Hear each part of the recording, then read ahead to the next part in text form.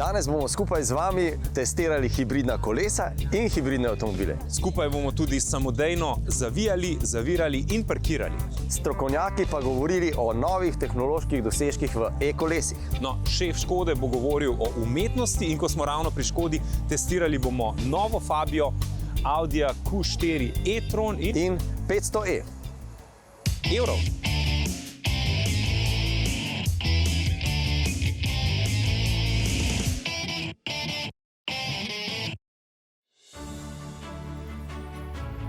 Pozdravljeni v avtomobilnosti. Po daljšem koronskem premoru smo se spet lahko družili z vami. V naši rubriki Gledalci testirate nove tehnologije. In tokrat smo spet vstopili v svet hibridnih vozil. Ampak ne samo avtomobilov.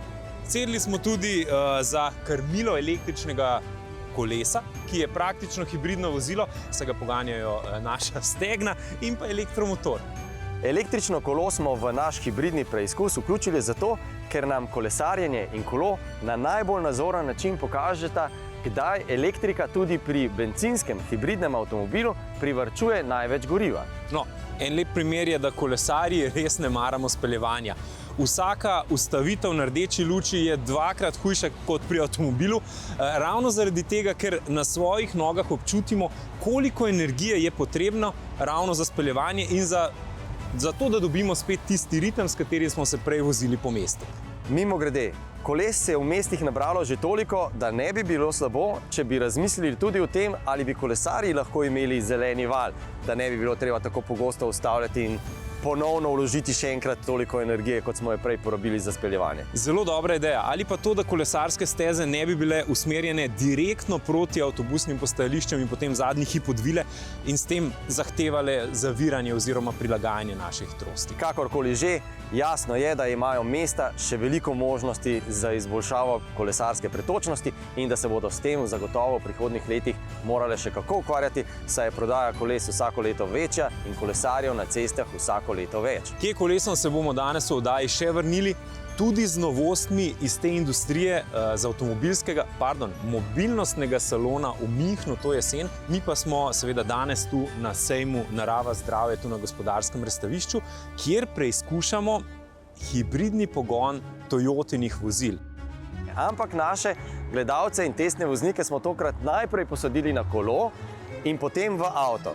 In to zato, da so najprej preizkusili, kdaj na kolesu električni pogon pomaga pospeševati in speljevati in potem to preizkusili tudi v avtu z isto filozofijo razmišljanja defenzivne vožnje in na koncu smo jih vprašali, ali je defenzivna vožnja tudi počasna.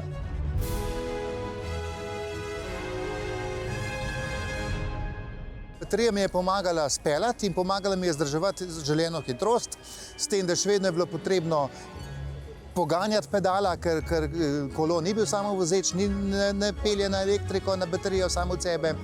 To, kar pa pelje, kar mu pa baterija pomaga, je pa dodana vrednost. In bi uporabljal tak kolo na poti v službo, prideš normalno, ne prešvican, ne zadihan in normalno delaš naprej.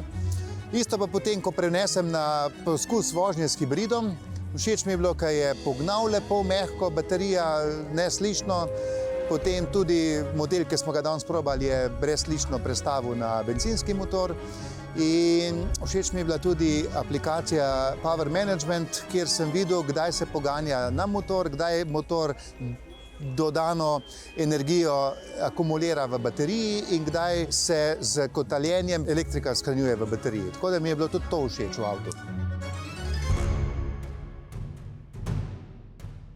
Jaz se vozim večinoma časa po podeželskih cestah, kjer bi mi ta sklop hibridni prišel prav. Predvsem bi izkoristil pri samem zaviranju, da bi se polnila baterija, obenem pa tudi bi bila poraba majhna pri vožnjah tam, kakor se vozi v podeželskih cestah. Po moji oceni, glede na testno vožnjo, ki sem jo opravil zdaj, bi rekel, da mogoče tam 40% kar bi lahko prevozil na elektriko. Mislim, zelo mi je všeč vožnja z avtomatskim menjalnikom, ker je mehka, nisunkovita, tako da je res prijetno vožnja. In tudi poraba ni velika, približno 4 litre v vožnji po Ljubljani. To je bilo zelo prijetna izkušnja. Si lahko spustil gas, potem je avto sam na podlagi znakov, ki jih je zaznal, je sam pospeševal oziroma zaviril, če je bil kakšen avto pred nami. Dosti smešen je občutek, zato ker sem prvič to sprobil kaj takega. Bi pa vsekakor imel to v avtu. Če bi kupoval zdaj novo avto, bi vsekakor to noter imel. Zelo dobra stvar, v bistvu sploh tako za kakšne gužve, razbremeni v bistvu voznika, posledično tudi poveča varnost, recimo ker mnogi so že nezbrani zaradi stresa in vsega, bolj dober, da ti v bistvu pomaga zavirati, ali pa pospeševati in v bistvu niti ne delaš zastojev. Glavna stvar pa, da si bolj varen.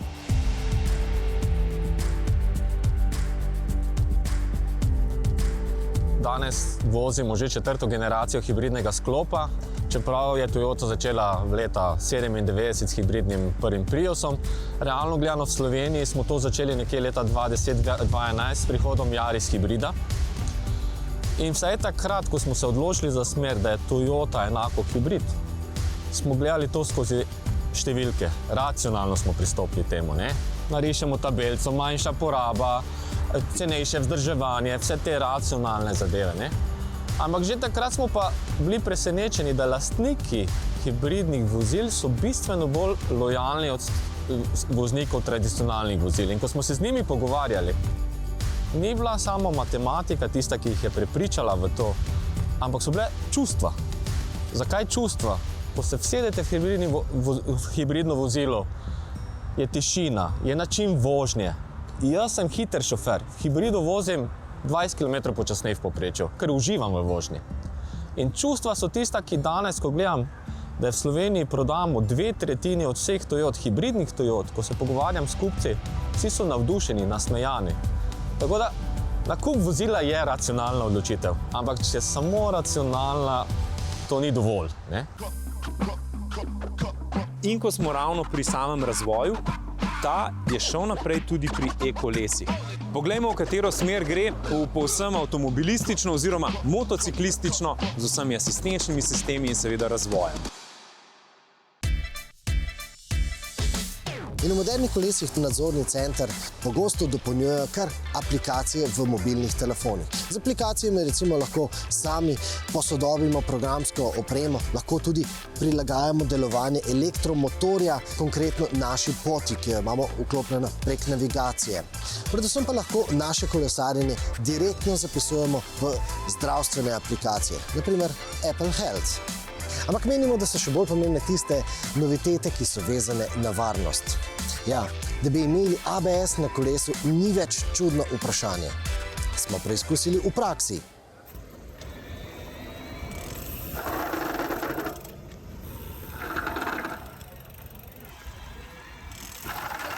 In spoznali smo celo še bolj napreden protiblokirni sistem, tak, ki je prav namenjen dežnim in pa slabim razmeram. So we have here the actuator, which is opening and close like the ABS system. Here in the front is the speed ring, which is measuring the speed of the bike. And then it has also a force sensor, which is measuring if the bike moves up or slide on the side. So you can now really go 45, pull the front brake, and you don't feel anything. It just slows you down. On gravel or in snow, or if you go to grass, where the bike starts sliding away, there a speed meter will not help, because it will not tell the system, you're sliding, you should do something. Then he will just calculate the speed, and he thinks you're still on asphalt.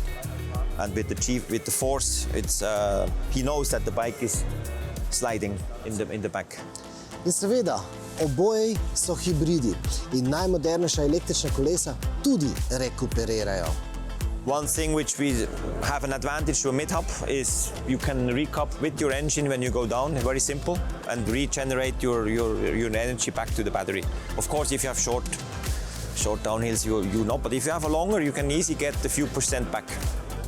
Spremembe pa najdemo tudi na področju prenosa moči.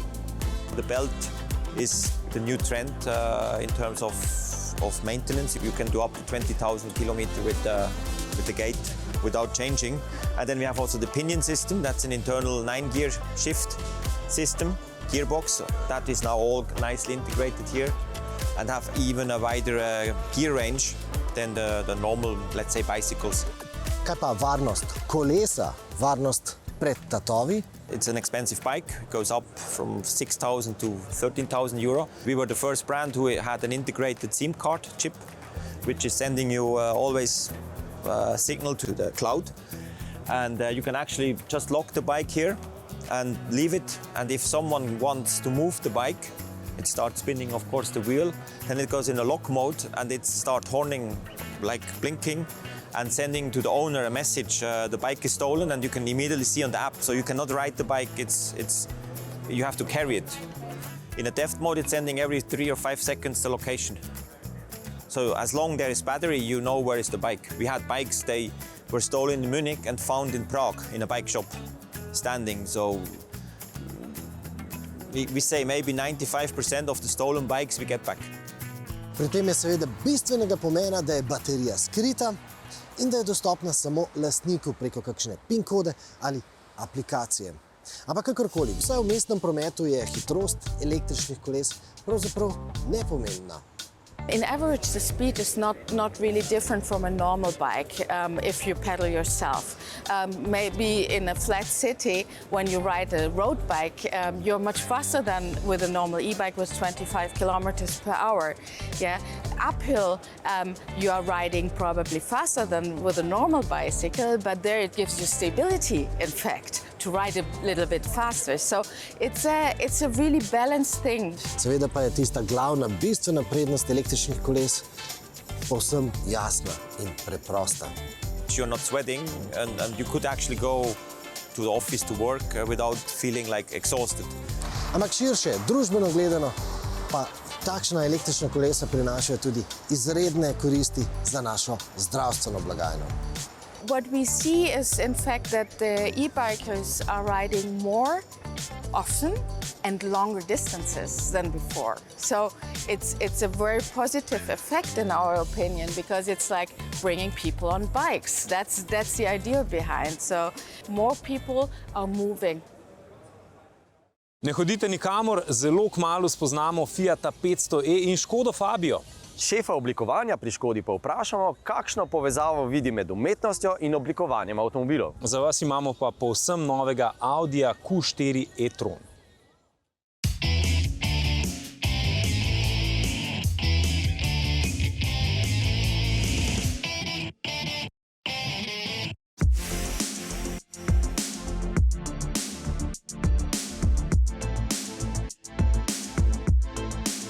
Včasih so pri konkurenci rekli, da ima njihov avto vse, kar imajo veliki.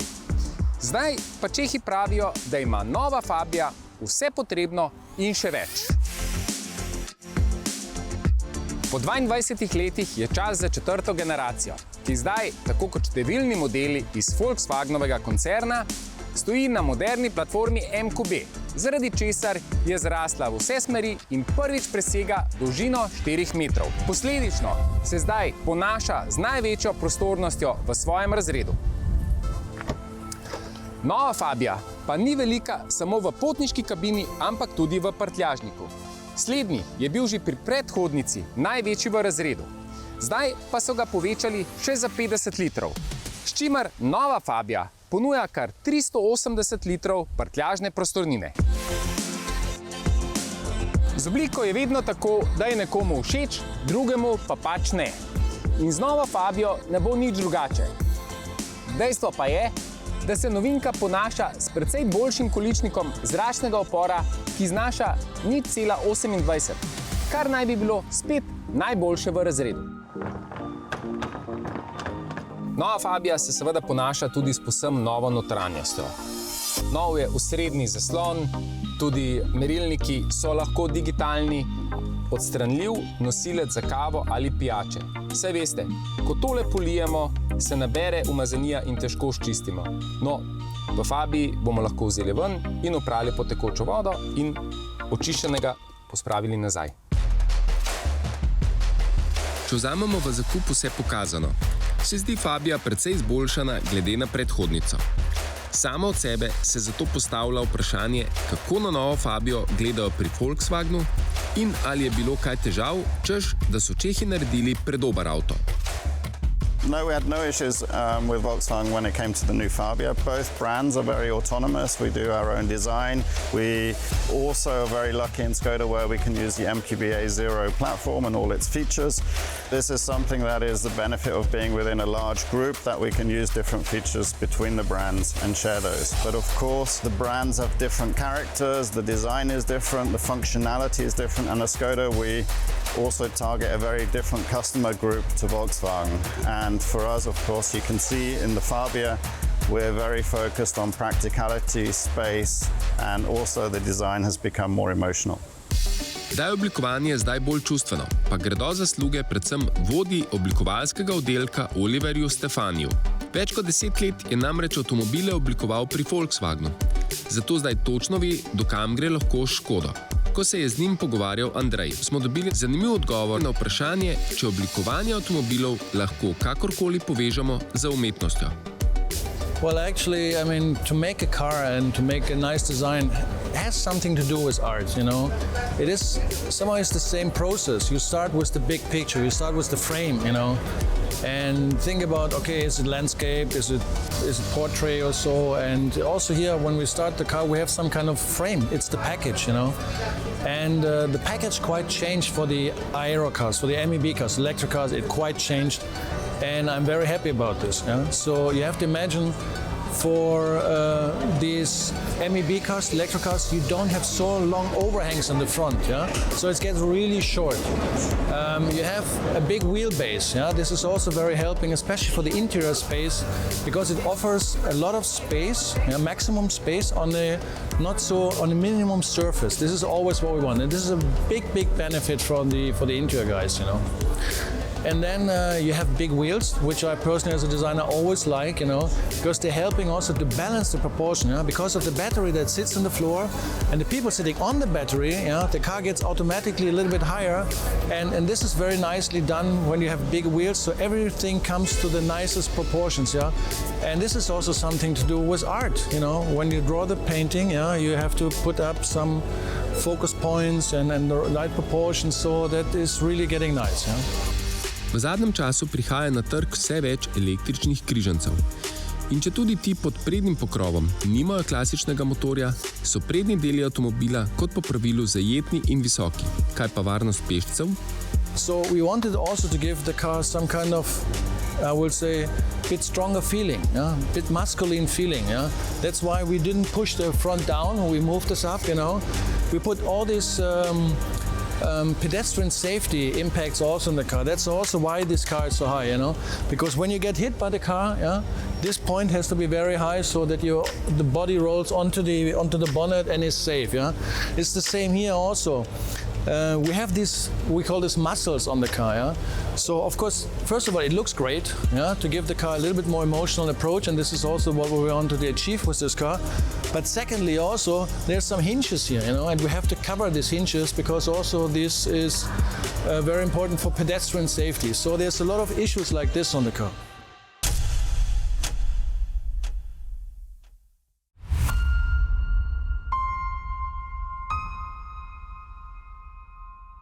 Novi Audijev električni družinski SUV Q4 e-tron je najprej prepeljal Dravski most, Balent in druge mariborske ulice, potem se je prepustil zvokom Tartinijeve violine.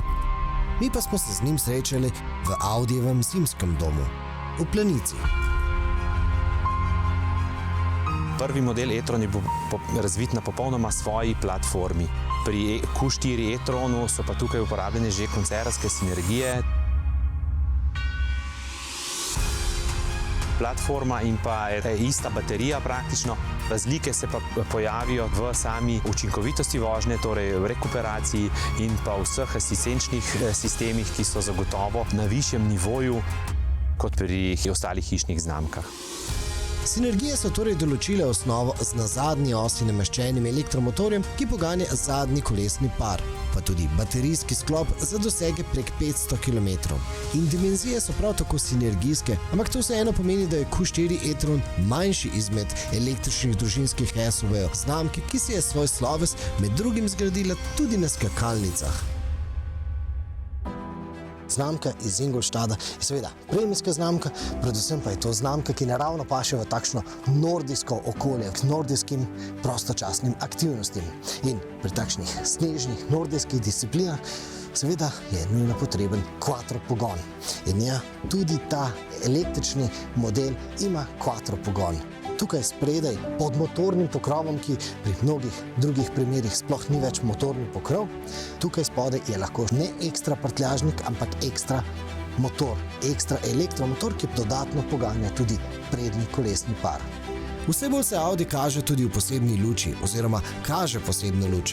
Namreč, kakšen bo svetlobni podpis tega električnega Audija, no to si lahko voznik poljubno nastavi po svoje. Audi pa je seveda tudi premijski, ampak ta svoj premijski predznak ne kaže na pričakovan način. Namreč dogaja se, da ima ta avtomobil za razliko od svojih sestrskih modelov bistveno več stikal v notranjosti. Pa tudi to, da svoj ta premijski pridih v kabini ne dosega z usnjem ali pa lesom, ampak na bolj trajnosten način, z recikliranimi materiali. Kar za skupno 26 kg je sestavni telo iz materialov, ki so nam predtem služili v neki drugi obliki, z drugačno funkcijo. Recimo sedeže, obloge, pregrade, police, razne nosilce, pokrove, te so pri Audiju večinoma reciklirali iz PET plastike in postopek smo vam v avtomobilnosti že pobliže predstavili.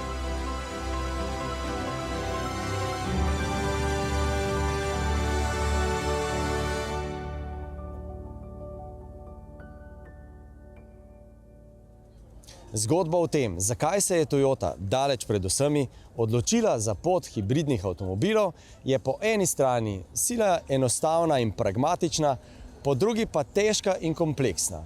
Vsekakor pa nam veliko pove tudi o tem, kdaj smo pripravljeni stopiti iz cone udobja.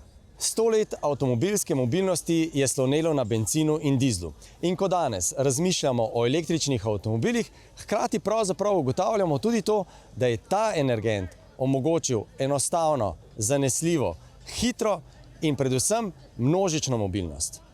Pa seveda tudi veliko okoljsko obremenitev. In ko se danes sprašujemo o tem, kako velika je ta obremenitev in ali smo že pripravljeni stopiti iz cone udobja in preiti na druge energente, pa poglejmo na bencin in elektriko iz druge perspektive, iz Japonske. Šef Toyote je pred 25 leti na Japonskem razmišljal prav o tem, o bencinu, elektriki in udobju.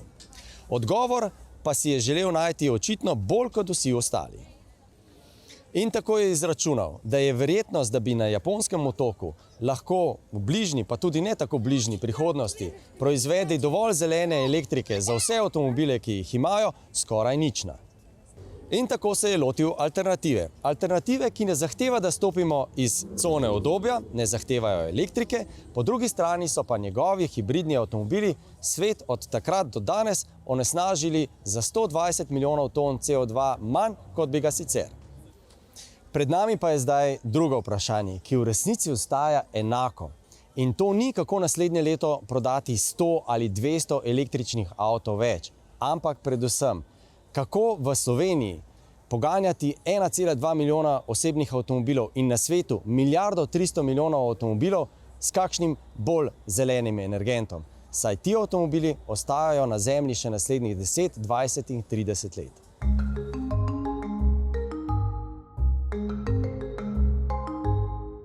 Originalni Fiat 500, ki je luč sveta ugledal leta 1957, je imel popolnoma zaprto prednjo masko. In na nek način se k originalu ponovno vrača tudi novi 500, saj tudi njegova maska skoraj povsem zaprta. Originalnega Fiata 500 je namreč poganjal majhen dvovaljni bencinski motor, ki je bil nameščen v zadku vozila. Zato tukaj spredaj ni potreboval tistih odprtin za hlajenje. No, novi 500 pa oblikovnega kroga ne sklepa zaradi takšne rešitve, ampak zaradi izključno električnega pogona.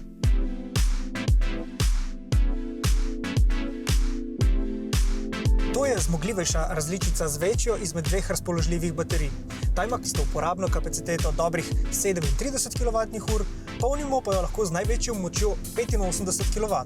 Če boste večino časa varčno vozili v mestu in se približali nekako porabi 12 kWh na 100 prevoženih kilometrov, boste lahko z enim polnjenjem naredili tudi več kot 300 km.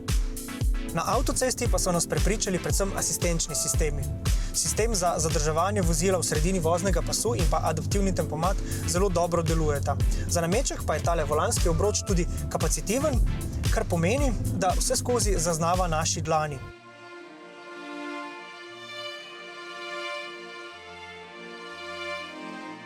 V notranjosti se zares opazi mojstrstvo italijanskih oblikovalcev, ki so z nekaj privlačnimi detajli razbili občutek, ki ga daje nekoliko več grobe plastike.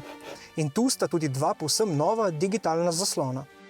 No, seveda, v takšnem mestnem malčku se boste najbolje počutila dva potnika. Nam je zares všeč celoten paket posebnosti, ki jih prinaša novi 500. Pogosto pri testih električnih avtomobilov namreč ugotovimo, da tem avtomobilom nekoliko primanjkuje značilnega karakterja. No, tokrat smo našli svetlo izjemo.